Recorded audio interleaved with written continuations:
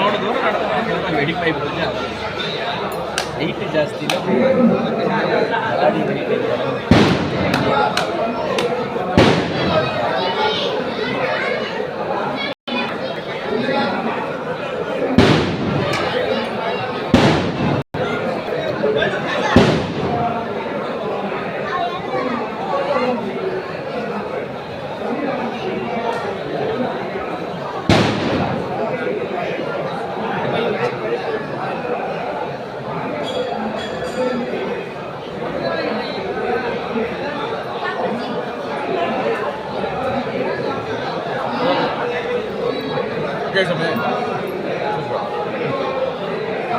அற்புதமாயிடுச்சு.